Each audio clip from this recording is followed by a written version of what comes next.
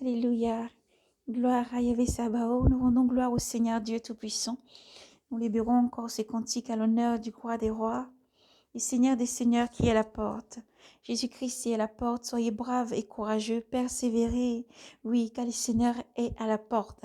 Et le Seigneur arrive. Redressez la tête. Persévérez. Gardez toujours cette ceinture de vérité. Marchez dans la vérité. Dites toujours la vérité. Pardonnez les uns les autres, marchez toujours dans la bonté, l'amour, la cuirasse de justice, toujours cette cuirasse de justice, et toujours demeurer dans la vérité, car Jésus vous aime, et le Seigneur est à la porte, le Seigneur est déjà là, près de tout un chacun. Nous savons c'est un signal donné, oubliez la conge, un signal donné, le Seigneur lui-même vient chercher ses enfants, alors soyez prêts chaque jour. Bien-aimés du Seigneur, enfants de lumière, soyez prêts chaque jour avec un cœur disposé, toujours dans la prière, la méditation. Soyez bénis. Dans le nom de Jésus. Nous allons libérer le cantique dans le livre d'Ésaïe. Ésaïe chapitre 42, verset 13. À Ésaïe chapitre 53. Ésaïe 52, verset 13. À Ésaïe 53. Soyez bénis.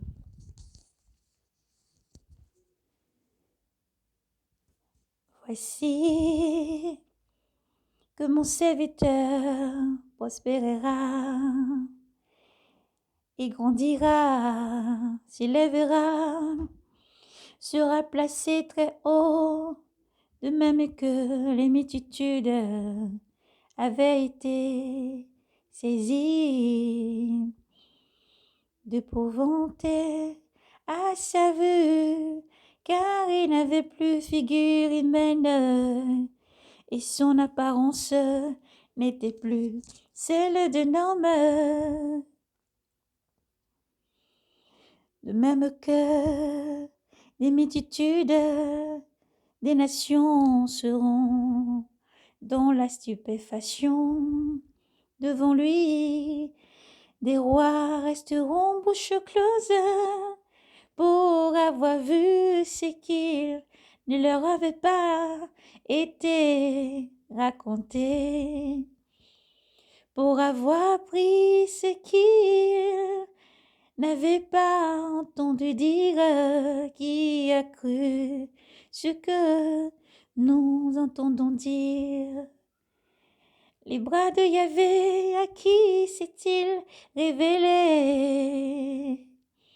Comme un surgeon, il a grandi devant lui, comme une racine en terre aride, son beauté ni éclat, pour attirer nos regards, et son apparence qui nous y séduit.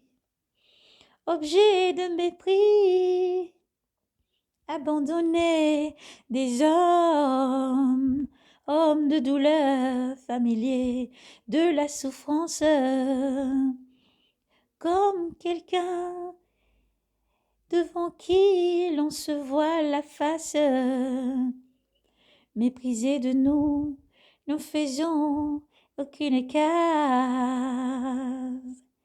Or, ce sont nos souffrances qu'il portait et nos douleurs dont il s'est chargé. Et nous nous considérions comme punis, frappés par Dieu, humilié, mais lui, il a été transpercé à cause de nos fautes, nos crimes, écrasé à cause de nos fautes, le châtiment qui nous rend la paix sur lui. Et dans ses blessures, et dans toutes ses blessures, nous trouvons la guérison.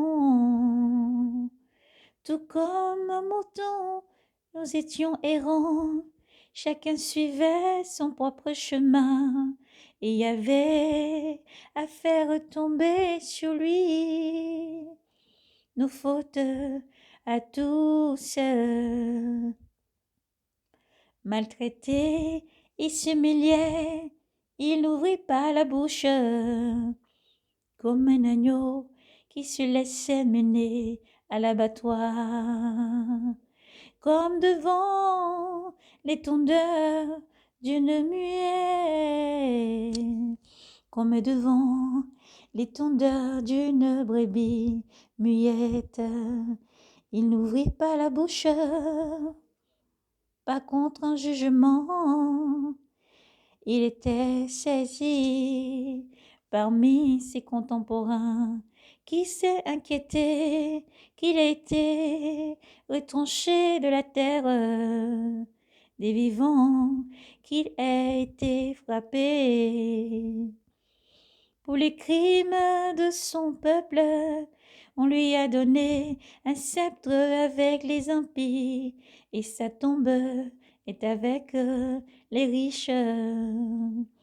Bien qu'il n'ait pas commis de violence et qu'il n'ait pas eu de tromperie dans sa bouche, Yahvé a voulu l'écraser par la souffrance. Si on offrait sa vie en sacrifice expiatoire, il le verra une postérité.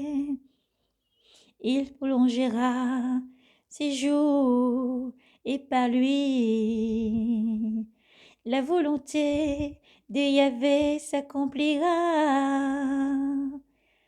À la suite de l'épreuve endurée par son âme, il verra la lumière et sera comblé par sa connaissance, le juste pour serviteur. Et les justes sera compté comme serviteur, justifiant et justifiera les multitudes en s'accablant lui-même de leurs fautes. C'est pourquoi il aura sa part parmi les multitudes. Et avec les puissants, il partagera le butin, parce qu'il est digne et qui s'est livré lui-même, parce qu'il s'est livré lui-même à la mort et qu'il a été compté parmi les criminels alors qu'il portait nos péchés et le péché des multitudes et qu'il intercédait pour les criminels. Gloire à toi, Jésus. Oui, le Seigneur Jésus est bon. Il a donné sa vie à la croix pour nous tous.